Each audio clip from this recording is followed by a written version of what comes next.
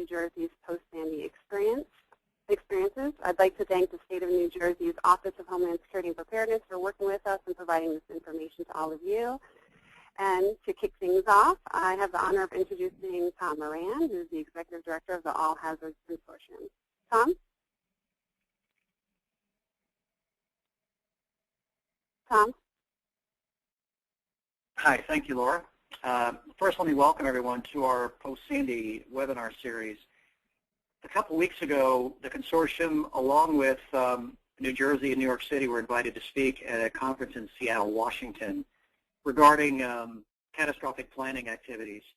And the presentations you're going to see today were, I guess, a version or a replica of what was provided there. Fascinating information you're going to hear over these next two webinars, one from New Jersey, one from New York City, about some of the challenges they faced, the innovations they had to make. It was really fascinating to watch. Two thoughts I wanted to make sure you walk away with. One is the tremendous efforts that go on in every corner of government and the private sector when responding to something like Sandy.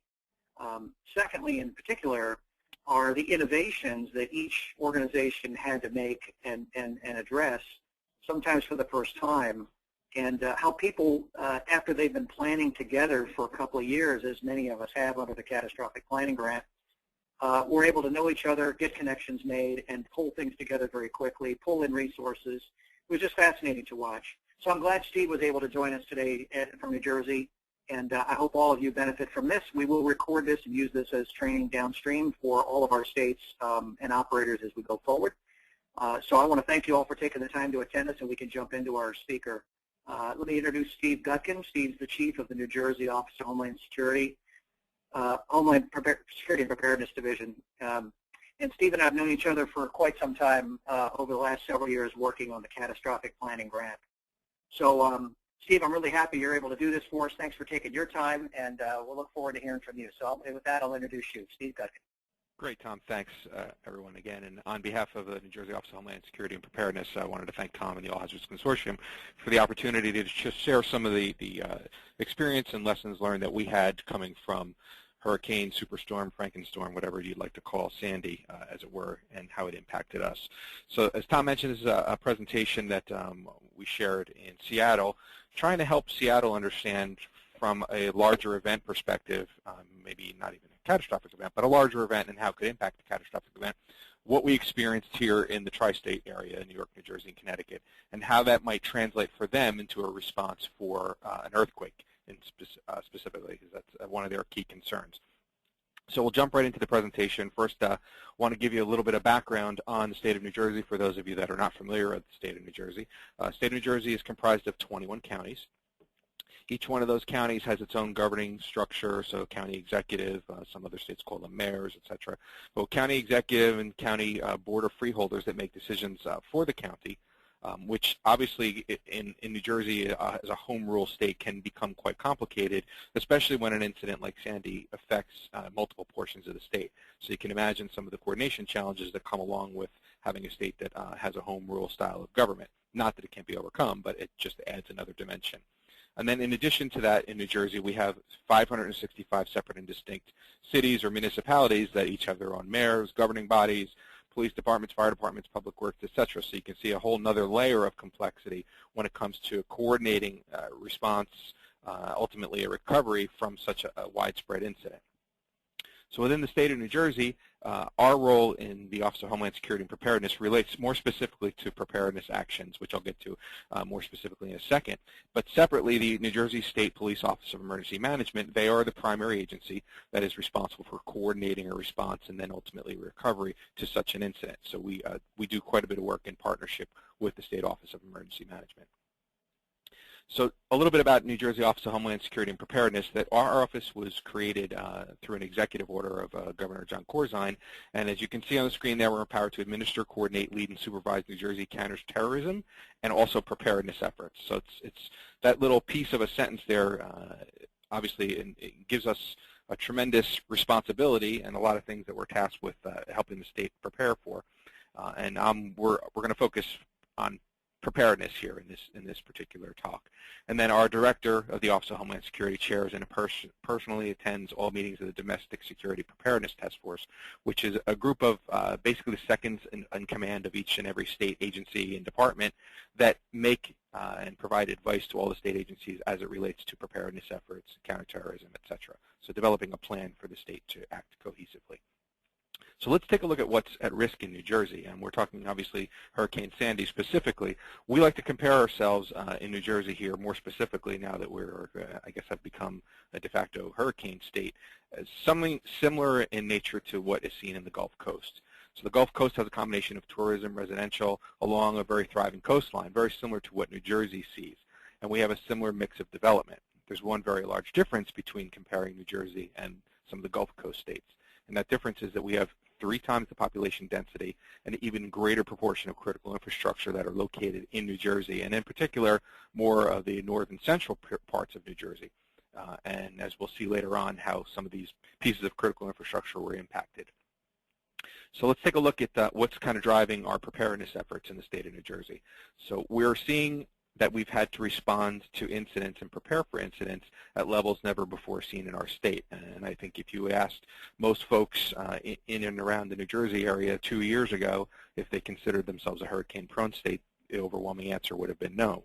And now 2 years in a row, first hurricane and tropical storm Irene, Lee, and then followed by Hurricane Sandy this past fall rather, have shown that we are obviously prone to these types of events. So we've been involved in having to respond at levels that we haven't seen before in past years. We've been doing a lot of regional planning efforts to try to improve our effectiveness and really be able to tap on resources from other parts of our region, not just within our state, but from our adjacent states as well. And then we've also seen a need to support county and local emergency management officials, not only to enhance what resources they might have available to them and the capabilities, but also try to get the message about catastrophic planning really into their ears and hopefully thereby improve their capabilities.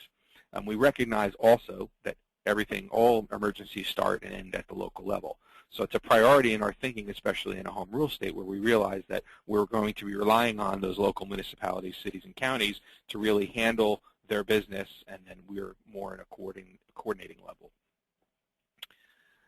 So skip that slide. Let's talk a little bit about Superstorm Sandy. So as most of you know, Superstorm Sandy initially was a hurricane. Just before making landfall, it was downgraded to a post-tropical storm. However, the impacts that were in place, or I should say the weather patterns that were in place, whether it was the jet stream, low pressure system, the way the system hit in coordination with high tide, it made the storm very impactful to the state. So we saw sustained winds of 85 miles per hour, gusts as high as 105 miles per hour. The highest recorded storm surge, according to the National Hurricane Center, was 9 feet of surge, although wave action and other issues brought some of those water levels up as high as 14 feet in certain areas. And as you know, the storm was approximately 1,100 miles wide, which is enormous. It dwarfs, makes Katrina look like a much smaller storm, even though Katrina was a much higher intensity hurricane. So just a satellite image of the storm just before it actually struck the New Jersey coast at the center. So we've been doing a lot of things in the Office of Homeland Security and Preparedness and sort of thinking about these types of scenarios and how they might impact the state in years past. So the next couple slides I'm going to show you are actually models that we had run looking at a fictitious hurricane scenario that was a Category 3 hurricane. And you can see in the lower right-hand corner the track of this fictitious hurricane that sort of came up from the coast of Africa and then tracked the east coast of the United States and eventually makes a turn to New Jersey, eerily similar to what Sandy did. So the first slide is showing you modeling from this fictitious storm that we called Madeline, actually. So it shows you the hurricane track and the wind profile. And again, keep in mind this was a Category 3 storm, so we didn't see the winds and have the wind fields associated with Sandy because this was more of a storm surge event. The next slide will show you how we anticipated with a Category 3 storm and both the storm surge and the wind event, what we might expect to see in the way of electrical power failures. Now, again, I keep having to stress that this was a Category 3 modeling, but yet Hurricane Sandy, which was a post-tropical storm, created these exact impacts that you see here in power outages. And as a matter of fact, the New Jersey Board of Public Utilities confirmed that 80% of the electrical grid in the state of New Jersey was in fact down. Average time was approximately 7 to 8 days. Some folks were fortunate enough to get back quicker, but the majority was within that week, and some as long as 2 and 3 weeks in time frame. So very significant event, even though it wasn't theoretically a hurricane. The next modeling that was done again back in 2008 took a look at the potentials for storm surge. And you'll notice in there that the blue sections within that map are areas where we would anticipate storm surge, and you can see the darkest shaded areas, possibly 11 to 19 feet, and lighter blue, 9 to 10 feet. So we actually saw 9 feet of storm surge, even though the storm, again, was not a Category 3 storm as was modeled here. This storm, in combination with the moon phases and some other systems that were coming out of the Canadian Maritimes, did create the same types of impacts. And the lesson here is to not think about the specific scenario, but think about what the consequences and the impacts are. So let's take a look more specifically at a couple of areas in the state that were very heavily impacted. First one, as you'll see there, is Moonachie, New Jersey. The map on the right is a snapshot from the storm surge map that I showed you earlier, and the areas in blue would be areas that we would have anticipated that would have been affected by storm surge in this storm. Well, as you may or may not know, the area of Moonachie, New Jersey runs along the Hackensack River, and the water levels following the storm surge actually overtopped some levees and then created this type of damage in the city of Moonachie. There were approximately 3,000 homes that were affected, obviously a large number of people that were displaced from their homes. And also I'd like you to note in the lower left-hand corner of your screen, you see the sheen in the water. So the cascading impacts that resulted from that storm surge and breaches and oil and fuel, et cetera, these created obviously complications for us as a state to be able to manage. Next, we'll take a look at Keansburg, which is on the northern coast, if you will, of New Jersey, and the Atlantic Ocean is toward the upper right-hand corner of the screen. And again, you take a look at Keansburg on the right. That's a map from that 2008 modeling. Blue is where we'd have expected to have seen storm surge. And then post the water going out, this is pretty typical of what the streets in and around that area look like. So tremendous amount of debris and materials being removed from homes. Obviously a complicated situation on a number of different fronts. Next, we'll take a look at Seaside Heights. Now, Seaside Heights is part of a barrier island and a line of cities and municipalities along the barrier islands on the New Jersey coast that were heavily impacted by the storm. And you'll notice that in the lower diagram, again, the map's showing the anticipated storm surge. And then there's the ocean, the Atlantic Ocean to the right where the 14 is, and then the inland bay and then associated land inside the bay. So not only did we see storm surge, but we saw back bay flooding that created a tremendous problem for our coastal areas and in particular the barrier islands. And this was a typical impact that was seen in the Seaside Heights area. So the storm surge literally ripping homes completely off of their foundations. And that created a lot of cascading impacts, which I'll get into as well in a moment. And then finally, one more snapshot looking at the city of Atlantic City. Now, Atlantic City was impacted, obviously, but because the storm actually came ashore north of Atlantic City, the more significant impacts were in that upper quadrant of the storm. So Atlantic City was maybe spared a little bit. Could have been a lot worse in the situation. But again, we take a look at the blue in the map to the right, what the anticipated storm surge is, and then some of the damage in Atlantic City immediately post-storm. So a couple things to consider. One, the most catastrophic damage in this storm was as a result of storm surge. We were fortunate that it was not a Category 2 or Category 3 storm, which would have had a much greater wind field and would have further complicated the matter. But we did see surge impacts that were typical of what was seen in Mississippi following Hurricane Katrina. So it's pretty enormous when you consider what happened. Now, let's take a look at some critical infrastructure impacts. First, we'll look at some electrical issues that ended up creating a lot of problems for the state. As I mentioned, we had approximately 80% of the state that was without power for 1 week, 2 weeks, sometimes longer in certain areas.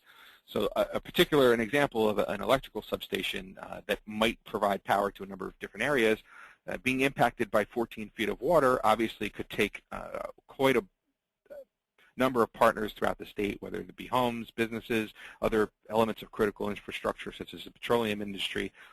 Obviously a huge impact for us and something that we were very concerned and had to deal with once the storm surge began to subside. I mentioned petroleum because the two huge issues that we had to deal with as a state were, number one, getting the electrical grid re-energized, and then secondly, how do we get fuel to folks that need fuel, whether it be state assets, county municipal assets that are actually responding and needing that fuel to do so, or getting retail petroleum back into business. You'll notice there are two fuel tanks there behind the gentleman that's actually testing the waters, and 2 of those tanks actually floated right off of their stanchions. That's from the storm surge. So again, tremendous impact that created quite an impact on us as far as fuel goes, let alone the power. Another image which became kind of iconic is from the Hoboken past the Port Authority Trans-Hudson train station, the water actually coming down an elevator shaft as the storm surge inundated the area. And then also some rail impacts that were affected by equipment that was stored in areas, obviously, that was affected by storm surge and created a challenge for the transportation agencies to get these rail assets back online so that they could move people throughout the state. Well, actually, we had tunnels that connect the city of New York and New Jersey that were flooded and inundated, and several other major train stations that were impacted. Just take a look at a couple of the images. This image is another one that's been seen throughout the world, actually from the Manahawkin Bridge, which would have been on the left and was inundated and created a new inlet in Manahawkin, New Jersey. Tremendous impact to the Barrier Island because that was the one-way on and off that particular area, and has since been fixed, but you can see what a tremendous impact that water can have. The iconic Jetstar roller coaster, which has finally been removed from the ocean, but that sat there for quite some time and was part of that Seaside Heights amusement pier.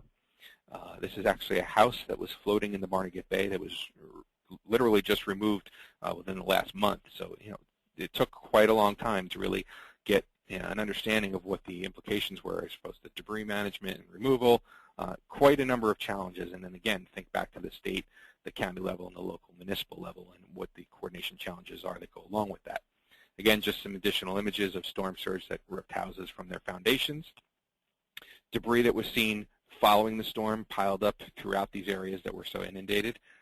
And then of note, this is actually in Brick Township, New Jersey, and you'll notice in the upper portion of the screen there are some fires smoldering there, and these were from actual homes that were washed off of their foundations, and then the infrastructure tied to natural gas lines was compromised, and then these fires began to burn.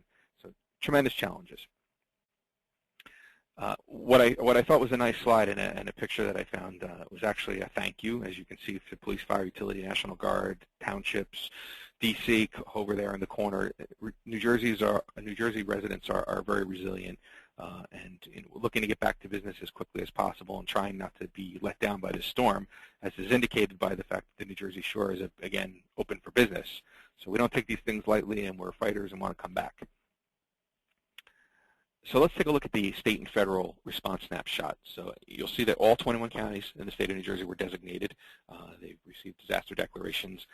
What's interesting to note here is IA, individual assistance applications. So there were approximately 260,000 families, that's not people, families that applied for individual assistance because of the impacts that they received. And what's interesting about this is that 55% of those 260,000 families had a direct housing impact. So obviously you can imagine the challenge that it was to first, if people were in shelters, or eventually find them interim housing solutions before their homes could either be repaired or they found some other place to live. Tremendous federal response initially. Over 3,700 FEMA personnel were pushed into the state. Debris estimates are varying, but approximately 10 million cubic yards of debris that was in and around, and that includes boats, et cetera, that were in the water. A lot of money's been pushed out by the federal government to help in the recovery. And the TSA program refers to the Transitioning Shelter Assistance Program. So when folks were pushed out of their homes, once they were in shelters for the short term, and then eventually we had to find places for them to live. So a lot of these folks ended up, and that's 5,544 families that were pushed initially into the hotel-motel program, and then eventually that number is now down to 0. So quite proud of the fact that we had such a large impact, and then we were able to find these folks another place to live going forward. So let's take a look at what we were doing as a state of New Jersey when it comes to planning specifically and preparedness. So you'll notice the multi-shades of the map of New Jersey there. One of the things that we did, our office, the Office of Homeland Security and Preparedness, is the State Administrative Agency for Homeland Security Grant Funds. So one of the things that we took a look at was realizing the challenges that we have with coordinating 21 counties and 565 separate municipalities, because we had to look at a way where we could get folks to start planning and thinking more regionally. So we broke the state up into 4 planning regions, and we're really shepherding them along the route to thinking, how can we work together? How can we design projects that will help each other, mutually beneficial, and sharing funds to do so? So we've been pretty successful in doing that, and we're looking to further expand that as we go. Next, we'll take a look at some of the efforts that have been ongoing to help support these planning efforts. And first is the Regional Catastrophic Preparedness Grant Program, or the Regional Catastrophic Planning Team. So we take a look at this, and this is a project that works very closely with the All Hazards Consortium, as there is a sister region for this Regional Catastrophic Preparedness Grant Program in the National Capital Region that covers D.C., Maryland, et cetera. I believe it's 5 or 6 states in that area. But if you look at this map, you'll see that it's comprised of 30 counties in the different shades, and counties in New Jersey, 1 county in Pennsylvania, several counties in New York State, obviously the city of New York, Nassau, Suffolk County, and 3 specific regions of the state of Connecticut.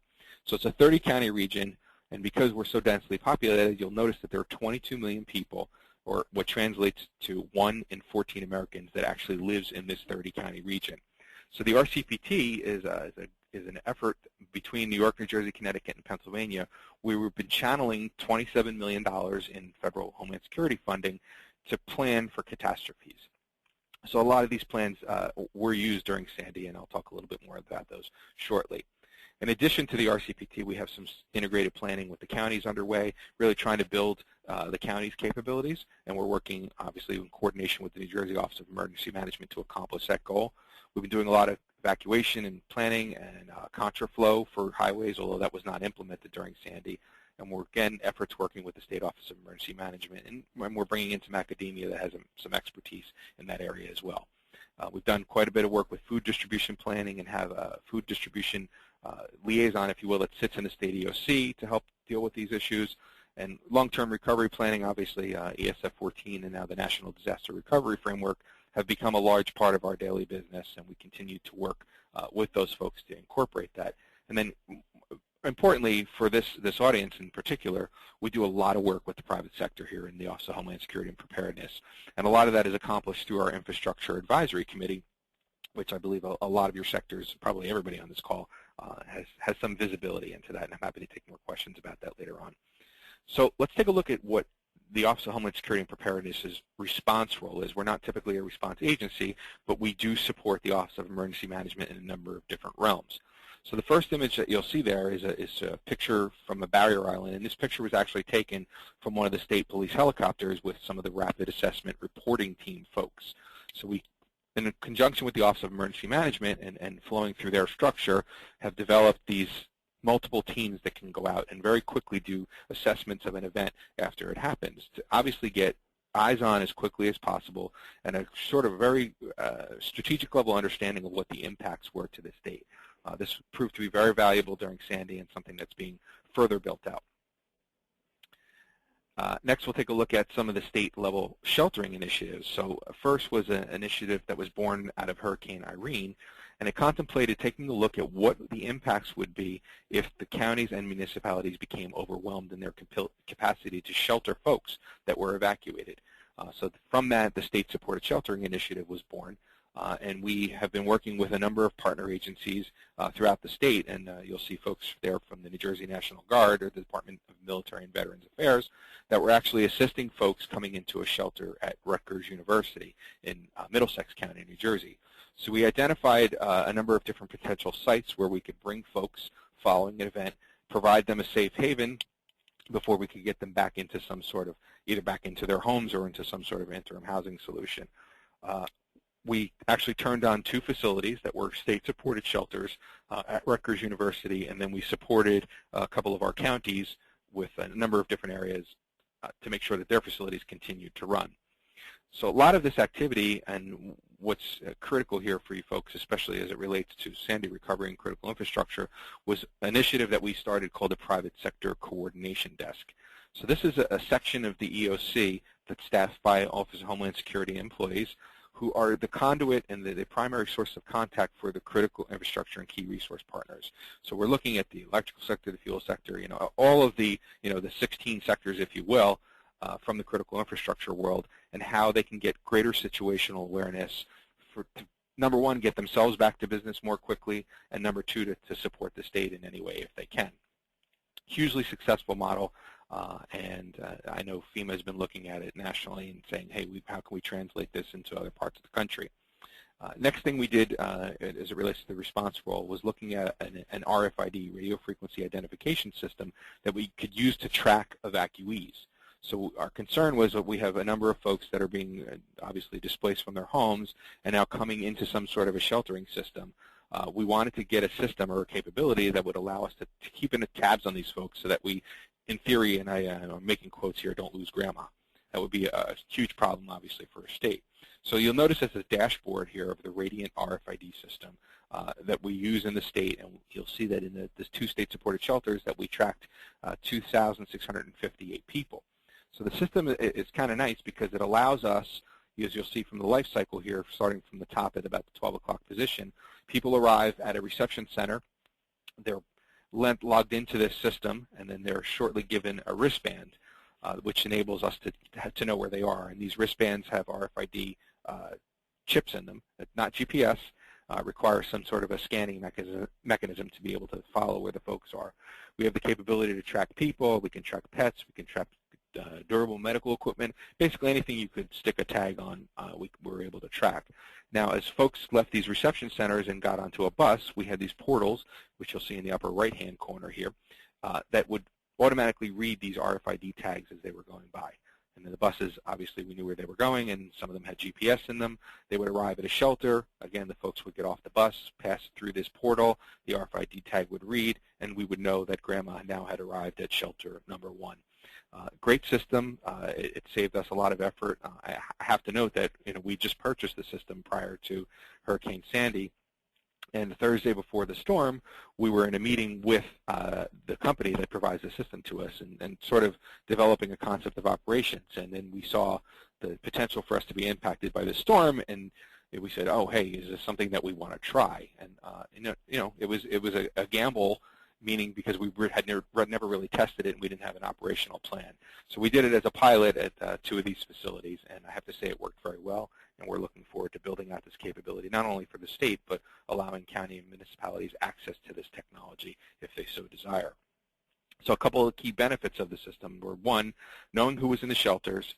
If we had a breakout of an infectious or communicable disease, we would know immediately who our target folks were that we would have to keep an eye on. Reunification, it was tremendous. We had folks that were moved from different parts of the state up into the northern parts of the state that were less impacted, and the system was able to create reports for us very quickly and identify who needed to go back to where their home jurisdiction was, and we were able to do that very effectively and get them back on buses and back towards their homes. And then obviously shelter management, as I mentioned earlier, we don't lose grandma. Another response operation that we coordinated through the State Office of Emergency Management was taking a look at a commodity stockpile that would support these state-supported shelters, but beyond that, support sheltering as a whole throughout the state of New Jersey. So we entered, and we have warehouse space in the state, and we had been compiling a stockpile of equipment, water, MREs, comfort kits, blankets, cots, dog cages, you name it. Is housed in a warehouse centrally located in the state of New Jersey. And we were able to stockpile enough stuff, if you will, to support approximately 27,000 people for 3 days. Now, as you saw earlier in the slide, for the amount of folks that were in state-supported shelters, it was nowhere near that number of people. However, because of the magnitude of the storm, that stockpile was eventually all pushed out, and a lot of the counties and other municipalities found their capabilities being overwhelmed, and we were fortunately in a position to be able to provide them with resources, especially food, water, and blankets and such. So a very worthwhile investment. Another one of the things that we did was a social media pilot program in conjunction with the All Hazards Consortium, and was just trying to take a look at what information could we glean from these different social media sites, Facebook, Twitter, Google+, YouTube, etc., where we might be able to get a handle on the types of issues that the state was facing and be able to deal with those from a response perspective. And it was amazing to me how often that people were actually, instead of calling 911, if they had cell phone connectivity and a data plan, that they were tweeting issues that you would think that people would normally call 911 for. An example of some of the reports that we were getting every few hours was taking a look at the top one, man trapped in an attic. I blanked out the address there, But obviously, we were looking at that as a potential high-risk issue that we had to do something about. And this was something that came from Twitter. A man was saying he was trapped in his attic. Instead of calling 911, he tweeted it. So I know there's a lot of controversy surrounding social media and data monitoring, but here was an excellent example of how it was used to really help support the citizens of the state of New Jersey and make the response more effective. So let's jump into recovery and some of the things that our office has done. As I mentioned, housing was a large component of the impacts that we saw out of those 260,000 approximately families that were impacted. So we were able to assist the state's agency that's responsible for housing and housing finances, et cetera, with developing a plan that went to the governor's office and eventually to FEMA to really get folks back into housing. And this is a plan that was born out of the Regional Catastrophic Preparedness Grant Program, and it's the Disaster Housing Recovery Plan. And what it does is it takes this enormous monster of a problem, a housing mission, and breaks it into manageable pieces. So you'll see we were able to stand up these 8 individual task forces and appropriately staff them with both public and private people that could really start to tackle all these specific issues as it relates to housing and really look at a mechanism to get people either into interim housing, get them rapid repairs to get back into their homes if that was possible, or eventually look at new housing solutions for them. So again, a tremendous value that came from some of these regional catastrophic planning efforts. Take a look at some of the plans that we have that we're looking at ahead. We're looking for obviously expanding with the food and retail providers, long-term economic recovery plans. Restoration of critical infrastructure is key. We are obviously very involved with the All Hazards Consortium, especially the fleet movement section and some of the work that's being done in coordination with the Edison Electrical Institute, and looking at how we can really focus on power restoration, since that was such a tremendous problem for us, and then the cascading impacts that came as a result of those power outages. So we're committed to planning ahead for that, enhancing public awareness and education, and how can we get the message out? One of the things that we saw during Sandy, or actually leading up to Sandy, is we had these slosh models from the Army Corps of Engineers, and we were getting information on storm surge from NOAA and the National Hurricane Center. But how does that information actually translate so that, and when it relates to critical infrastructure in particular, how do they understand what the implication is for a particular facility, a power substation as an example, so that they can make appropriate mitigation efforts, whether it be sandbagging or some other mechanism of shutting down equipment so that equipment doesn't get damaged, but how do we get that to translate? So that's one of the things that we're really trying to focusing on, is really get our messaging down so that people can understand it and take appropriate action to help mitigate against any particular negative impacts. Again, great relationship that we have with the federal government, DOD, and most importantly, we're trying to get people to think more regional. We have to plan together. I'm going to read this quote: "We'll all stand or fall together following the next catastrophic event." So we really have to start looking at solutions, especially in these austere times where there's less and less funding available. We have to start planning together and think how we can combine resources to respond more effectively to any type of event.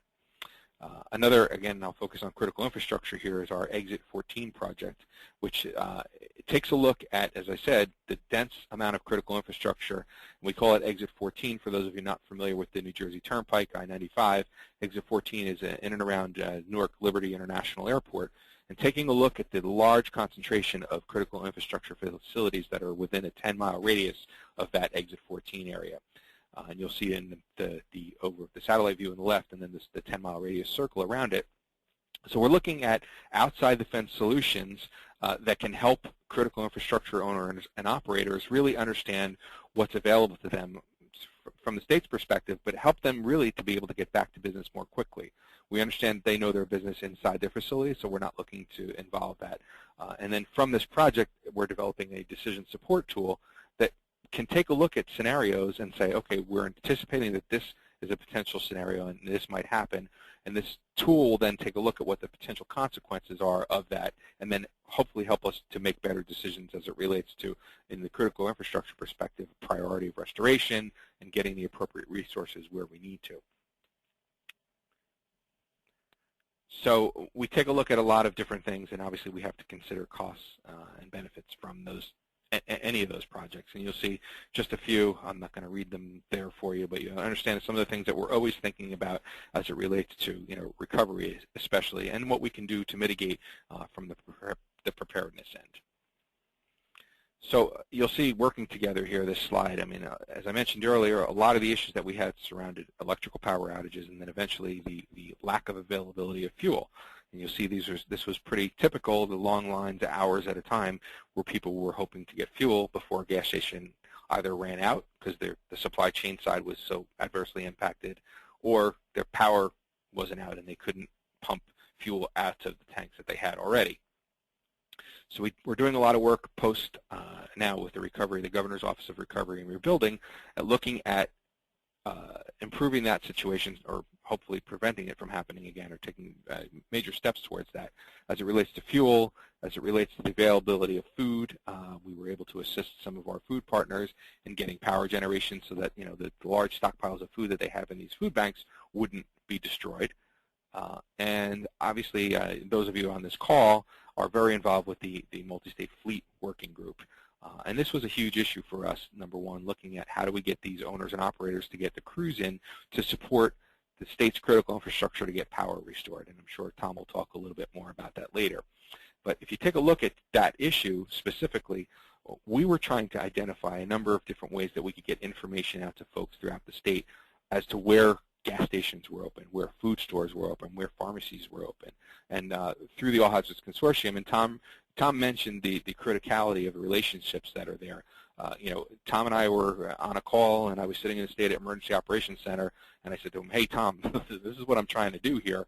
We were working with Google, as a matter of fact, to try to be able to map some of this information, and we were able to get information through the All Hazards Consortium to identify potential gas station facilities, pharmacies, shelters, food stores that were open, and push this information out to the public while these utility crews were on the way to try to restore power. So definitely all about relationships, and I can't stress that enough. So one of the things that I focus on here as the lead of planning in the state of New Jersey in the office is that we have to stop thinking about scenarios. Very often, especially as planners, when we look at things, we look at what the last incident was, and we try to compare Hurricane Irene, as an example, to Hurricane Sandy, two tremendously different animals, and created a number of different consequences that were so starkly different. It's daunting to think about. But let's stop focusing on what scenarios are, and let's stop focusing on consequence-based planning. I stress that a lot with the planners. It doesn't matter what the scenario is. Let's take a look at what the consequences are, and let's plan for those consequences and how we can mitigate against them. And then a quote we'll end up with here before we take some questions is, when you're finished changing, you're finished.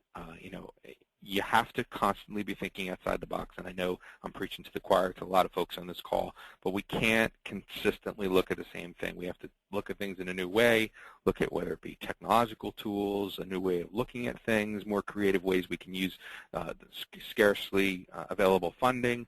We always have to be open to change, and I can't stress that enough. And my contact information is up here, and I'm happy to open it up to more questions. Tom?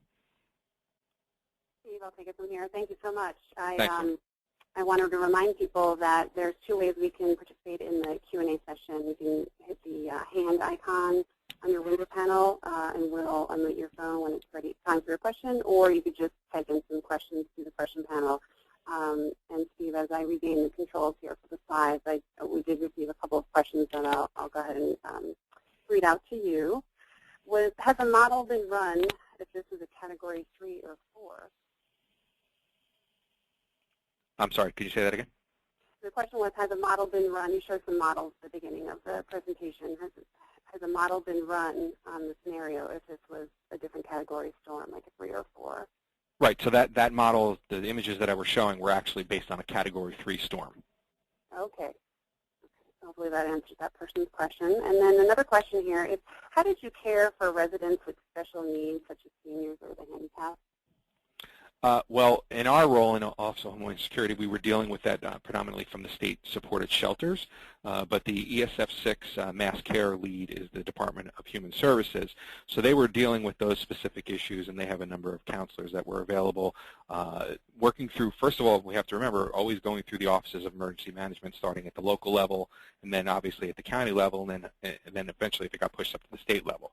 So from the state's perspective, we were dealing most of that through the state-supported sheltering initiative, but those efforts are ongoing both at the county and the local level. Great. And with a lack of cell service, how did texting work?